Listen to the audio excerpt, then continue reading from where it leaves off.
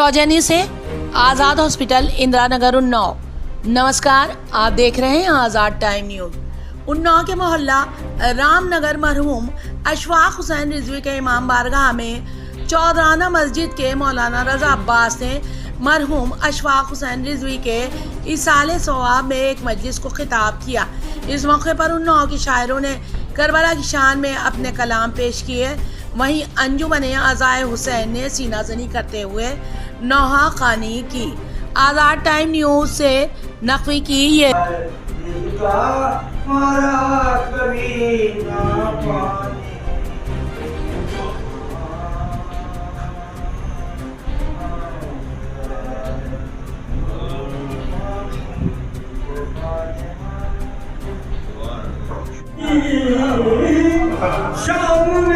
शाम में बैठा था हाकिम, करबला आया नहीं। ऐ अबू तालिब तेरे बच्चों की हिम्मत ये, ऐ अबू तालिब तेरे बच्चों की हिम्मत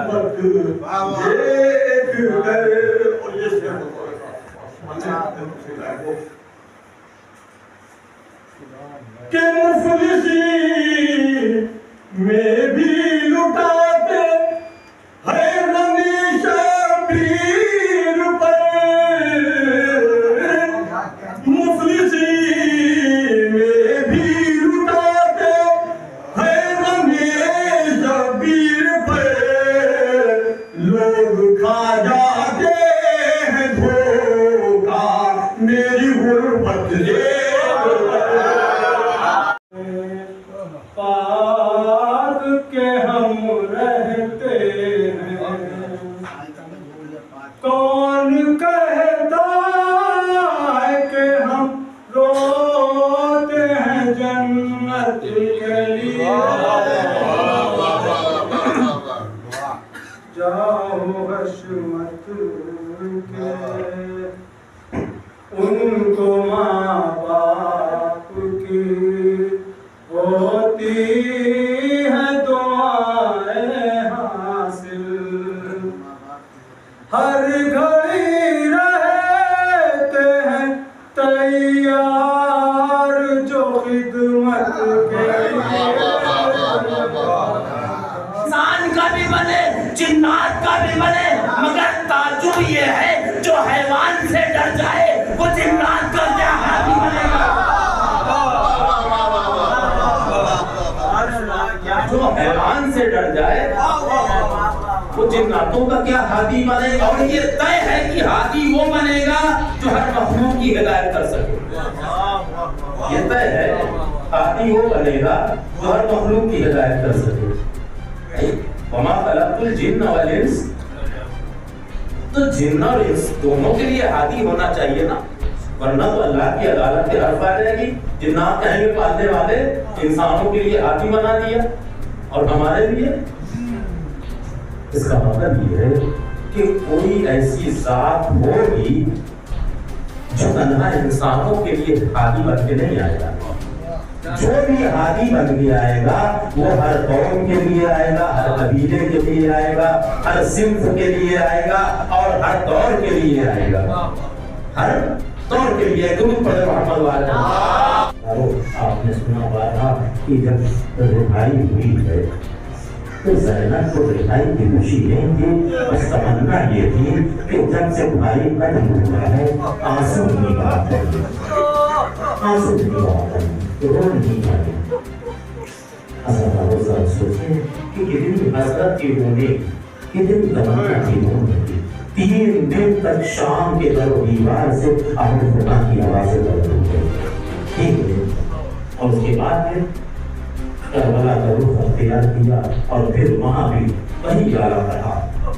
शाम में तो सामने कब्र मौजूद नहीं थी, मगर करबला जब का अल्लाह किया तथा बीवी के सामने तो कब्र मौजूद थी ना। हुसैन की कब्र, अली अकबर की कब्र और मोहम्मद अब्बास की कब्र, सारी कब्रें मौजूद हैं।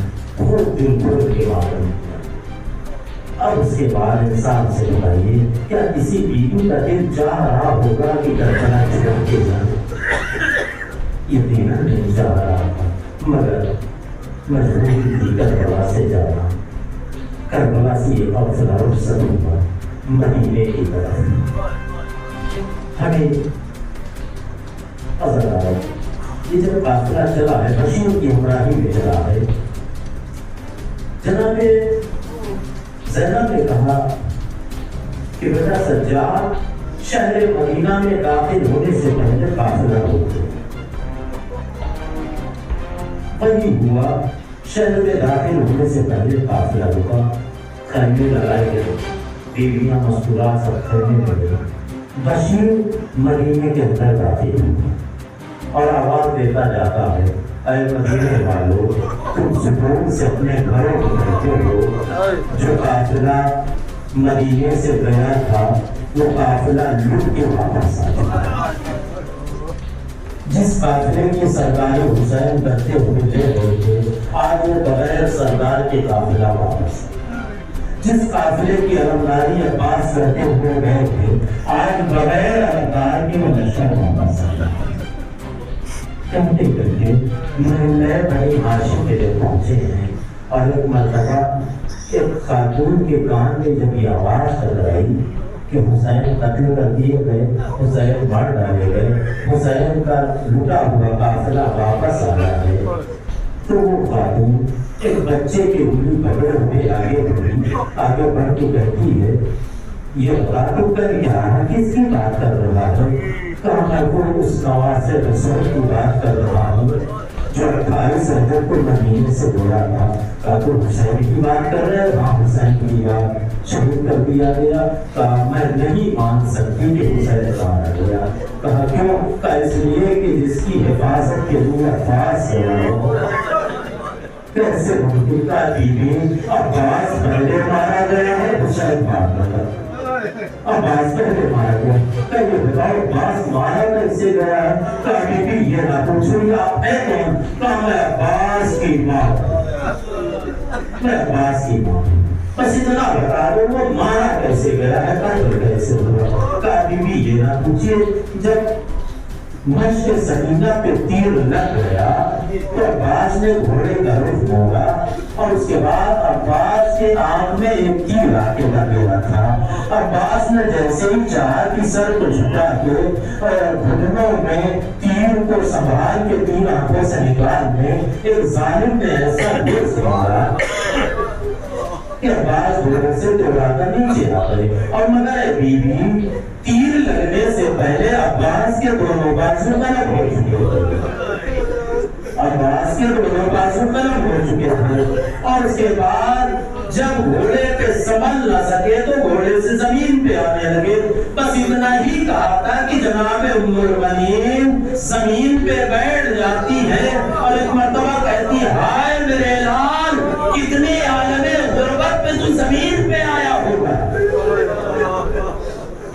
जुमला कहती है मेरे लाल, इसलिए कि जब भी कोई जीन से जमीन पे आता है तो अगर उसके हाथ सलामत हो तो हाथों का सहारा ले लेता है, मगर मेरे लाल के तो हाथ सलामत नहीं थे, न जाने किस हालत में आया होगा। बस आखिरी रवायत उसके बाद हाँ हजारों काफिला मदीने के बाहर रुका हुआ था।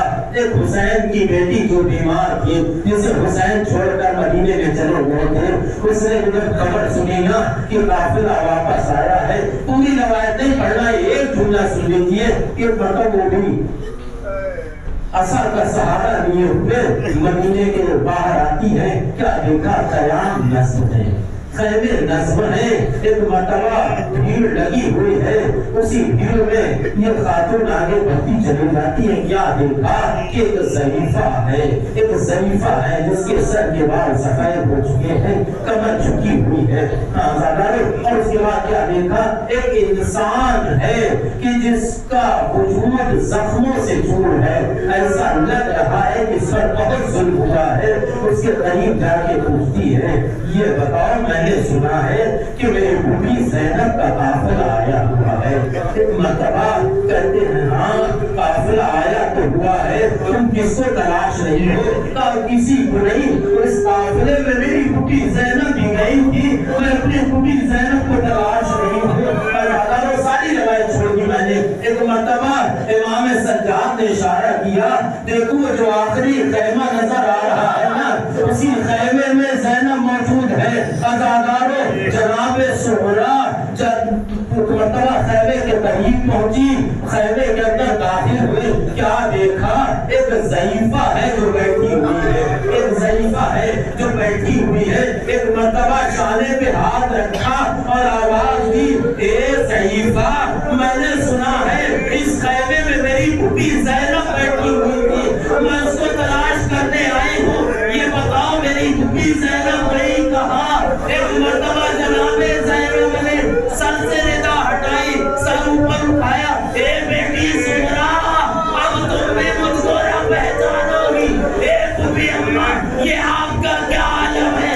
कहे बेटी सुमरा, अगर काफिले के हमरा होती ये सवाल ना करती कि आपका ये आलम क्या हो गया।